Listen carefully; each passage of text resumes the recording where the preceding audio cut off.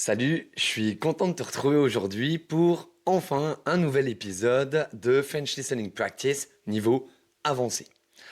Ça fait longtemps en plus que j'avais pas fait une vidéo du niveau avancé, simplement parce que je me suis rendu compte que pour ce genre de vidéo, il y a rien de mieux en fait que vraiment d'avoir aucune note simplement pour que je puisse seulement en fait me concentrer sur ce que j'ai à dire, de la manière dont je le dis, ou en tout cas, justement, ne pas devoir y penser simplement pour être le plus naturel possible.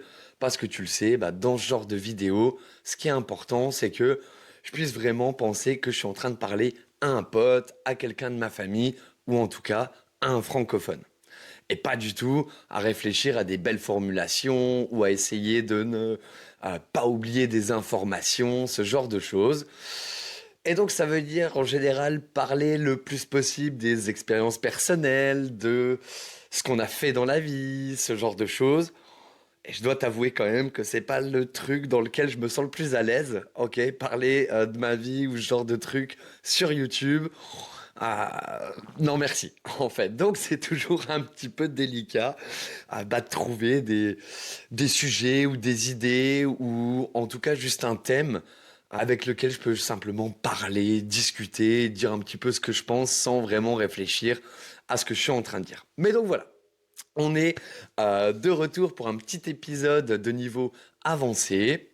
Et aujourd'hui, je te propose en fait simplement de parler d'un truc dont on parle pas souvent en français, mais en tout cas, on n'apprend pas vraiment ça.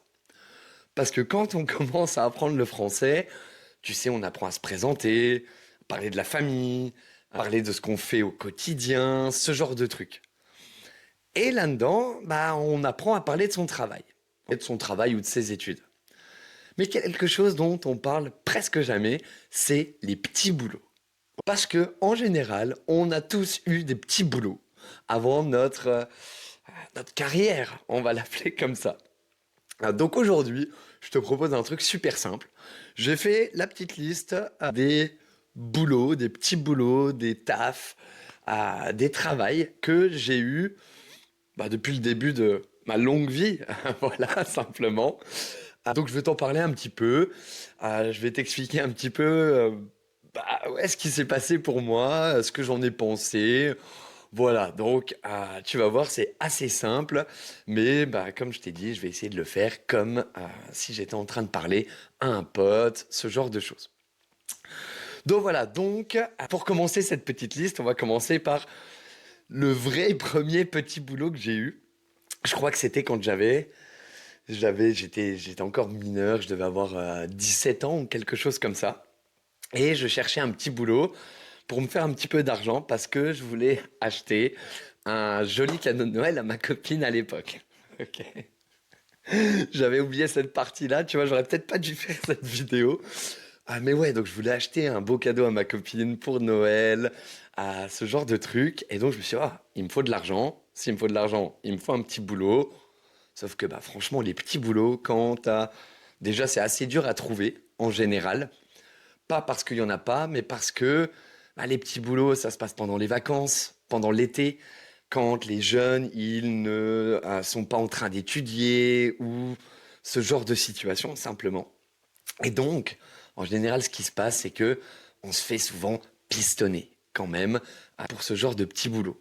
C'est-à-dire que il y a quelqu'un qui est déjà dans l'entreprise, interne à l'entreprise, qui va qui va te donner ton CV personnellement, qui va mettre ton CV en haut de la ligne ou ce genre de choses.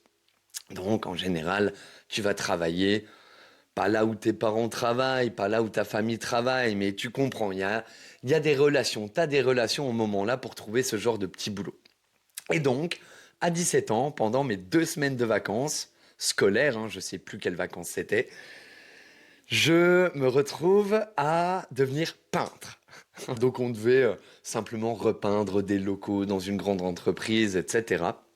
Le truc qui est un petit peu rigolo avec ça, c'est que on est passé dans le journal, d'accord? Parce que c'était un centre un petit peu de... comment on dit ça? Comment on dit ça?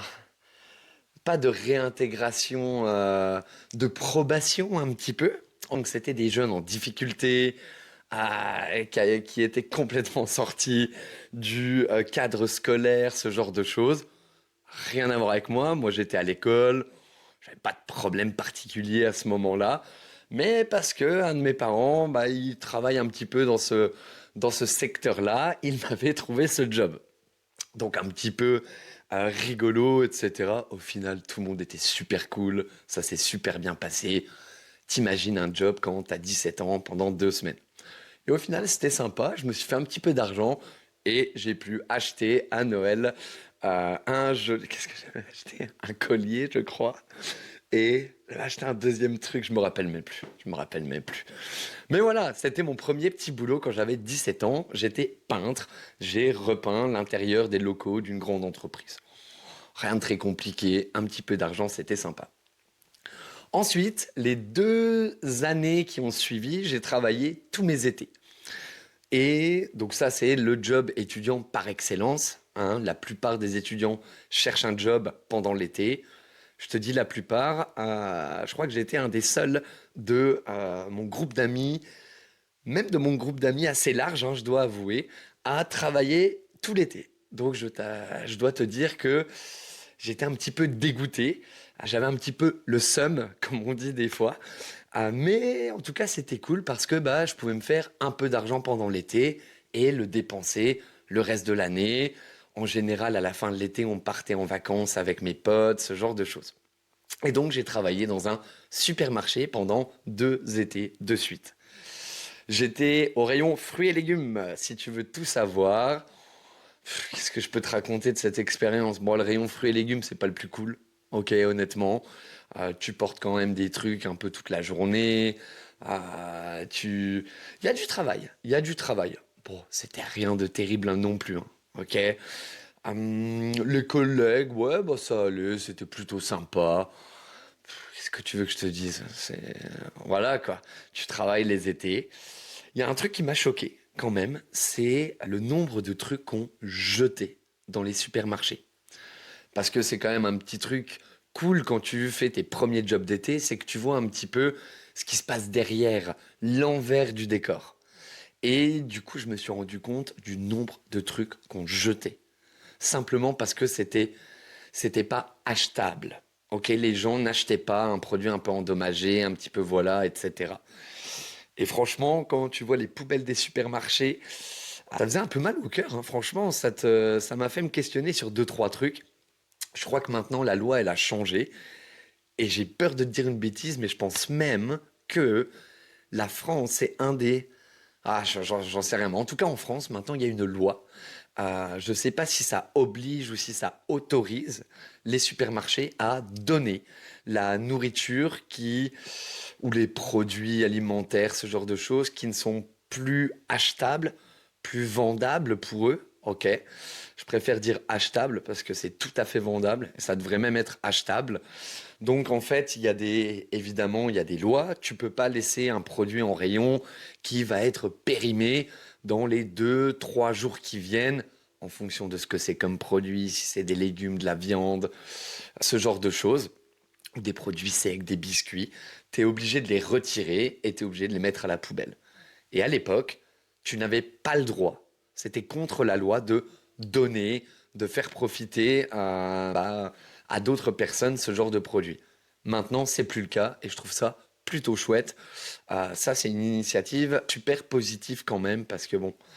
Bref, on va pas parler des problèmes de la consommation de la nourriture dans le monde, mais t'as compris. Ça, c'était mon deuxième petit boulot. Mon troisième petit boulot, c'est arrivé quelques années plus tard. Entre tout ça, il faut savoir que je fais des études, j'arrête les études, je travaille un peu, je reprends des études. Donc voilà, et je suis nul avec les dates, donc c'est juste dans l'ordre chronologique, les dates et les durées, franchement, j'ai du mal à m'en souvenir. Mon troisième petit boulot, j'ai travaillé dans un magasin de sport qui s'appelle Decathlon. Certainement que la plupart du monde le connaît. J'ai travaillé donc à la caisse et à l'accueil. Donc moi, j'étais pas trop dans les rayons, même si de temps en temps ça m'arrivait. Qu'est-ce que je peux te dire là-dessus? Franchement, c'était une super expérience. J'ai rencontré des gens super cool.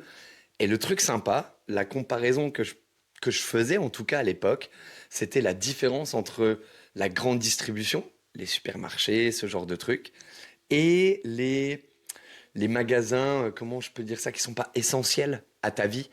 Donc, c'est des magasins ou des endroits où tu vas pour presque pour le plaisir. Ok, Decathlon, tu vas pour t'acheter des affaires de sport, c'est parce que tu pratiques une activité sportive, quelque chose que t'aimes bien. Donc les gens sont beaucoup plus cool, beaucoup plus souriants. L'environnement dans lequel tu travailles, c'est quand même un petit peu plus sympa que de travailler dans des supermarchés tout fades, avec des gens qui sont là parce qu'ils sont obligés. C'est vrai, c'est chiant de faire les courses, ok? Mais faire du shopping, beaucoup de gens aiment ça. Tu vois, c'est ça vraiment la différence. Et l'équipe, elle était super jeune. C'était, ouais, j'ai commencé en été, mais ça a duré plusieurs mois, hein. J'ai travaillé, je crois, au final 1 an là-haut. L'équipe était géniale, tout le monde était jeune. Franchement, c'était une bonne période. J'ai vraiment adoré travailler là-haut. Et il y a plein d'avantages dans ce genre de boîte. Franchement, j'étais assez impressionné. Donc ça, c'était une très bonne expérience. Ensuite, là, on commence à faire quelque chose d'un tout petit peu plus sérieux. Ouais, non, carrément plus sérieux en fait, parce que je sors un petit peu du cadre des petits boulots pour en fait trouver ce que je pensais être à l'époque peut-être le début de ma vraie carrière professionnelle. À cette époque-là, il faut savoir que j'étudiais et je travaillais en même temps. C'est un programme qu'on a en France et je pense dans beaucoup d'autres pays qui te permet donc de suivre une éducation académique, ok, en fait, et en même temps travailler pour acquérir l'expérience pro dont tu as besoin quand tu veux commencer ta vraie vie professionnelle une fois que tu as obtenu tes diplômes, tout ça. Et au moment là, donc, j'ai commencé à travailler dans une boîte de nettoyage industriel. Et j'étais chargé de clientèle. Le chargé de clientèle, en gros, vraiment pour grossir, pour simplifier beaucoup tout ça, c'est celui qui fait le lien entre les clients et l'entreprise, etc. Bon, là, quelques problèmes quand même. Sur le papier, je me dis, waouh, super expérience pro. En plus, j'avais un poste assez haut quand même, c'était sympa. J'ai réussi à monter un peu les échelons naturellement et rapidement. Et je me retrouve assez vite responsable d'une équipe de presque 70 personnes, réparties sur 30 différents sites dans la région. Plutôt sympa. À l'époque, je suis encore jeune et je dois avouer que c'est le genre de truc qui me motivait, quoi. Voilà, c'était un petit peu ce à quoi j'aspirais plus tard. Le management, j'adorais ça au moment-là, etc. Bon, dans les faits maintenant, ça s'est pas vraiment passé comme ça. Déjà, le secteur du nettoyage industriel, c'est quand même pas le plus fun du monde. Les conditions de travail sont extrêmement dures. Je travaillais, je crois que, je sais pas si c'est encore le cas, mais à l'époque, c'était la première entreprise mondiale. Je sais pas si t'imagines. Donc là, le truc qui vraiment, moi, m'a dégoûté un peu des grandes boîtes, de ce système énorme, etc., c'est que t'es plus une personne, ok? T'es un chiffre, t'es des datas, des données, en fait, dans des gros tableaux, des gros tableurs, des grosses pages de calcul, etc. Et comment on arrive à être productif, les moyens qu'on met en œuvre, à la limite un petit peu de la légalité quand même, etc. des fois, eh ben en fait c'est ça qui compte et c'est plus du tout la réalité du terrain, la réalité des gens, la réalité des vies des personnes. Et là j'ai commencé à avoir un énorme conflit un petit peu en moi. On travaille avec des personnes qui sont la plupart du temps dans des situations un petit peu précaires. T'as compris, hein, faire le ménage dans les magasins, dans les grands bureaux, dans les usines, etc. C'est quand même un travail qui est hyper dur, que personne veut faire, etc. Et donc, qui fait ce genre de travail? Les gens qui, j'ai pas envie de dire qui n'ont pas le choix, mais tu comprends l'idée. Et ça, c'était hyper dur, en fait, parce que ouais, j'avais vraiment du mal à mettre la pression à des personnes qui sont déjà dans des situations pas terribles, qui travaillent pour s'en sortir, mais l'entreprise réduit le temps de travail, de prestation pour gagner de l'argent, mais en même temps augmente la charge de choses à faire, etc. Je comprenais pas comment on pouvait fonctionner comme ça. J'étais pas du tout à l'aise là-dedans. J'étais tout le temps stressé parce que je devais être au téléphone tout le temps. On gère de l'humain, on travaille avec de l'humain. Donc c'est comme si d'un côté, tu avais le côté humain que forcément, tu as de l'empathie, etc. Quoi, tu vois les gens, tu vois la réalité du terrain, tu sais que c'est pas possible de faire ce que l'entreprise qui est juste derrière des ordinateurs demande. Donc ouais, là, c'était quand même pas cool. Je pense que ça m'a vraiment servi parce que je me suis dit que je voulais plus jamais travailler dans ce genre d'environnement, dans ce genre d'entreprise. Ouais, simplement. Par contre, ouais, c'était 2 années un petit peu compliquées, un petit peu chiantes. Ça a impacté beaucoup mes études. Enfin bref, voilà. Donc ouais, une expérience en demi-teinte, on va dire. Voilà, voilà. Et justement après ça, moi j'en peux tellement plus, ça me plaît tellement pas tout ça, que je décide d'arrêter mes études, de quitter mon taf et de changer complètement. Et au moment là, donc, je suis parti en Écosse pour apprendre l'anglais en étant au pair.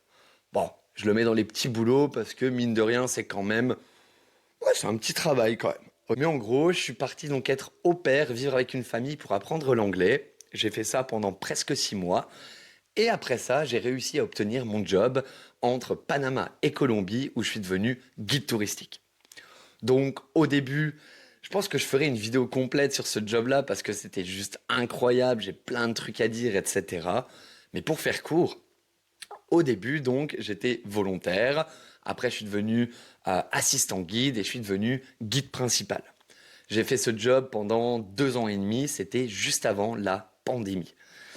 Le job était incroyable. C'était un voyage de 4 jours en bateau rapide avec des indigènes entre Panama et Colombie. Entre Panama et Colombie, il y a un archipel d'îles. C'est un territoire indépendant indigène. Ça s'appelle Kunayala en indigène ou alors San Blas, les îles San Blas. Euh, donc voilà, si tu veux aller checker, tu vas voir, c'est incroyable. C'est dans la mer des Caraïbes. Et en fait, ce qu'on faisait, c'est qu'on allait d'île en île.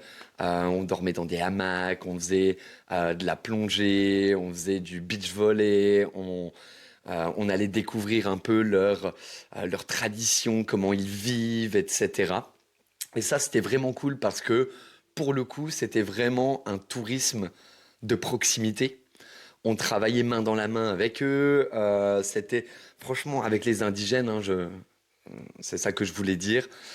Nos capitaines, nos marins, nos mécaniciens, ils étaient Kuna, donc ils étaient indigènes. Laisse tomber, j'ai rencontré plein de monde. Je suis devenu pote avec énormément d'entre eux. Et encore maintenant, j'ai des contacts de temps en temps avec eux, etc. Et c'est dingue de se dire que si je vais dans la mer des Caraïbes entre Panama et Colombie, à Kunayala, il y a des villages entiers où je suis allé, que je connais. J'ai des connaissances là-haut, des amis là-haut. Et ça, c'était le top. Franchement, là, c'était le job de rêve. J'étais jeune, j'avais la vingtaine, un petit peu légèrement passé. Je rencontrais des gens qui venaient du monde entier. C'était des groupes de touristes de entre 10 et on va dire 25 personnes max. Je faisais 4 voyages dans le mois, 4 voyages de 4 jours, ok. Et tu peux imaginer les gens qui viennent de partout, qui racontent des histoires de malades pour le meilleur et pour le pire. Là, je peux te dire aussi que j'ai vraiment vu les stéréotypes de chaque nationalité. Ok. Ouais, le meilleur et le pire à la fois. Vraiment, il n'y a rien d'autre à dire. Mais je me suis fait des amis pour la vie. J'ai rencontré des gens de malades. Franchement, expérience hors du commun. Bon, après, c'est une aventure, hein. Tu prends des bucket showers, tu sais, il n'y a pas d'eau, il n'y a pas d'électricité. On devait cuisiner en maillot de bain avec des bouteilles de gaz pour 30 personnes. Enfin, tu vois, C'était n'importe quoi, c'était la folie et c'était exceptionnel. Travailler en maillot de bain dans la mer des Caraïbes, à faire de la plongée et à jouer au beach volley, je te simplifie le truc parce qu'évidemment, il y a beaucoup de travail derrière tout ça, mais c'était quand même une sacrée expérience. Et donc après ça, bah malheureusement, il y a la pandémie qui arrive et tu peux imaginer le secteur du tourisme et la pandémie, ça fait pas bon ménage. Donc je suis resté bloqué au Panama quelques mois et après ça, donc j'avais plus d'argent et j'ai dû rentrer en France. Quand je suis rentré en France, là je suis repassé en mode petit boulot quoi. On savait pas combien de temps ça allait durer, si les frontières allaient rouvrir. Pas besoin de t'expliquer, tu l'as certainement vécu comme moi. Et donc à ce moment-là, faut savoir que quand je rentre en France, c'est le confinement. Personne ne peut sortir, tu peux pas trouver de travail, etc. Et là, j'ai eu vraiment de la chance. J'ai eu de la chatte, comme on dit aussi des fois. Quand tu es entre amis, tu peux dire ça. Pas avec ton patron, ok. Mais j'ai eu un peu de chatte parce que j'ai un pote à moi, donc je me suis fait pistonner encore une fois, qui travaillait dans des domaines agricoles, ce genre de choses. Dans ma région, ou dans mon département, pardon, il y a un fruit qui est célèbre. C'est la mirabelle. Et la mirabelle, il faut la récolter. C'est un fruit qui pousse sur les arbres, hein, simplement. Avec ça, on le mange et on fait aussi de l'alcool très célèbre dans l'est de la France qui s'appelle simplement la mirabelle. C'est quelque chose que tu dois goûter. Attention, c'est hyper fort. La plupart du temps, c'est artisanal. D'accord. Alors, on ne maîtrise pas très bien le niveau d'alcool, le degré d'alcool, mais quelque chose à goûter, ça fait vraiment partie du terroir d'ici. Bref, j'obtiens ce job et du coup, trop cool parce que pendant 2 mois et demi, en été, tout le monde était enfermé à la maison, etc. Et moi, je pouvais passer mes journées dehors, à- avec les distances de sécurité. Mais tu peux imaginer, on est un groupe de 30, 40 jeunes, tous les jours dehors à ramasser des fruits, etc. On faisait un peu ce qu'on voulait. Donc trop bien, je pouvais être dehors, à l'air libre et j'étais pas enfermé chez moi. Par contre, le travail de cueillette, le travail de récolte, c'est super physique, super fatigant, comme tu peux l'imaginer. Ça m'a pas dérangé plus que ça. Je trouvais ça plus cool qu'autre chose. Au contraire, c'est l'histoire de 2 mois, 3 mois max. Franchement, moi, ça m'a fait du bien. J'ai adoré. J'ai rencontré des gens cool. J'étais dehors en été. Parfait. Après ça, donc là, c'est des vrais petits boulots. On ne sait pas combien de temps ça dure. Je suis devenu livreur. Pareil, j'ai un pote qui travaillait dans une entreprise de livraison. C'était le moment des vacances. Fallait quelqu'un pour remplacer les gens qui partent en vacances. J'ai pris le poste. Qu'est-ce que je peux te dire sur la livraison? C'est pas terrible, c'est pas ouf. Il n'y a rien de très excitant, rien de très stimulant là-dedans. Le truc cool, c'est que tu es en autonomie. Donc, j'ai fait ça pendant 6 mois, je crois, à peu près. Et en autonomie, tu es tout seul dans ton camion. Faut aller vite, faut se dépêcher, faut trouver les adresses, etc. Ça, c'est quand même un cauchemar. En plus, moi, je travaillais dans les montagnes. Je devais livrer des cabanes dans des chemins de forêt, etc. Il s'est passé deux, trois petits trucs un peu cocasses, on va dire. Mais à part ça, j'ai pas grand-chose à dire. Écoute, hein, le matin, t'arrives, tu récupères tes colis, tu charges ton camion, tu vas les livrer, tu rentres chez toi. Il y a un truc qui est cool, c'est ce qu'on appelle le fini kit en français. Ça veut dire que t'as pas d'heure, le moment où tu finis ton travail, tu rentres chez toi. Ça, c'est plutôt sympa. Et donc après ça, j'ai trouvé, j'en ai fait pas mal hein, quand même, des petits jobs quand on réfléchit, etc. Après ça, j'ai trouvé, il me fallait un travail pour l'hiver. On était encore en pandémie, mais des fois c'était ouvert, des fois c'était un peu bizarre au moment-là. Et j'ai trouvé un travail dans les montagnes, dans un ski shop, un magasin de ski. Donc là, j'ai fait la saison d'hiver dans un magasin de ski. Trop cool parce qu'il n'y avait pas énormément de monde à cause de toutes les restrictions. Donc c'était plutôt chill de travailler. J'ai rencontré des gens super cool. Tu peux imaginer quand tu fais les saisons, ce genre de choses. C'est toujours sympa. Et non, c'était bien. J'ai appris plein de trucs sur le fartage des skis. Donc ça, c'est quand tu prépares les skis. J'ai appris plein de trucs trop cool sur le matériel, etc. Puis t'imagines l'ambiance dans ce genre d'endroit. Le cadre aussi était exceptionnel. De la neige partout, dans les montagnes. Trop trop cool. Ça, c'était vraiment sympa. Mais donc après ça, là, on arrive quand même au moment qui devient important pour moi. J'ai commencé à donner des cours. Des cours.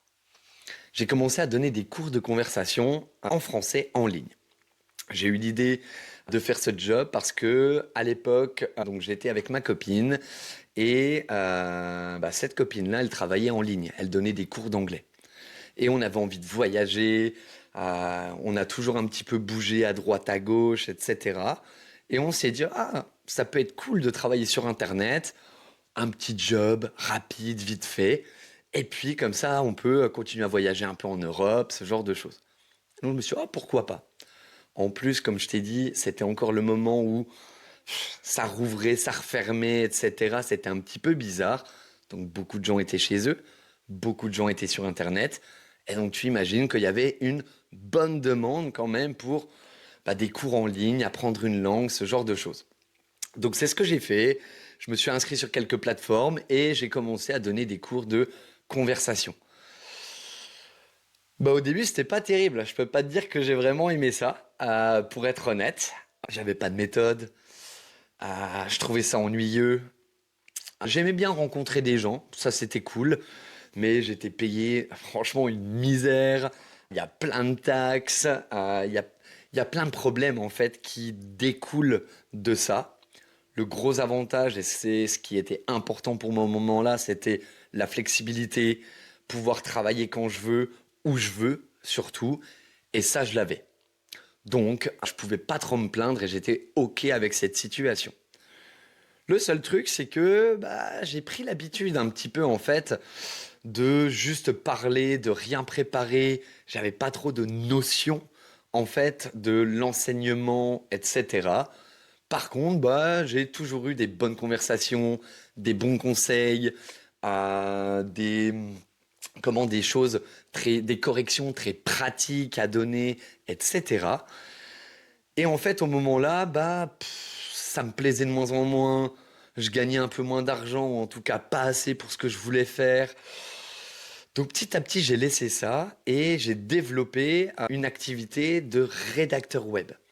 Donc j'ai écrit en gros quelques articles pour des blogs, des magasins, quelques marques, etc. J'ai dû en faire quoi? Ouais, une petite dizaine, on va dire. Une petite dizaine. Donc j'avais fait une formation, que j'avais payé pour ça, etc. Il y a plein d'outils qu'on doit utiliser. Il faut faire du SEO, faut faire plein de trucs comme ça. Mais ça me plaisait, ça payait plutôt bien.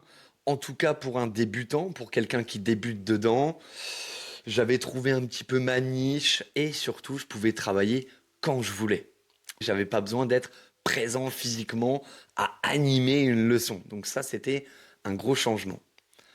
Mais en fait, à côté de ça, j'ai recommencé en fait à prendre goût, pardon, aux cours, à enseigner, à aider les gens avec leur français, d'une manière très naturelle. Ok, je fais toujours de la conversation. C'est un peu mon fil rouge, la conversation. Je l'utilise pour voir où on a des problèmes, voir ce qui marche pas, rendre plus fluide, plus naturel les conversations, les phrases, ce genre de trucs. Et en fait, je me suis dit, en fait, j'aime bien l'enseignement, j'aime bien le contact avec les gens. Si je peux aider quelques personnes avec leur français, parce que souvent, ils ont un projet derrière, ils veulent venir étudier en France, ils ont une partenaire, une famille francophone, ce genre de trucs. Et ça, je trouve ça trop cool parce que, en fait, c'est ce que j'ai fait. J'ai appris l'anglais et l'espagnol parce que j'avais des objectifs derrière. Je me suis rendu compte que je pouvais le faire, qu'il y avait des manières de faire ça. Il y a autant d'étudiants que de stratégies, que de méthodes, hein, on en a déjà parlé. Mais du coup, je me suis dit, je vais le faire à ma manière, je vais proposer du matériel à ma manière. Et c'est là où j'ai commencé à tout changer un petit peu dans mon travail. Je me suis mis à élaborer un plan, élaborer ma méthode. Je me suis mis je devenais aussi bien meilleur dans mon travail parce que maintenant, ça fait quoi? Ça fait 6 ans, 7 ans peut-être que je fais ça. Donc j'en ai vu des étudiants, j'ai fait plein d'erreurs. J'étais nul au début, mon Dieu, qu'est-ce que j'étais nul. Entre-temps, j'ai aussi appris l'espagnol. Donc voilà, j'ai vraiment construit un petit peu ma méthode, ma vision un petit peu de l'apprentissage, etc.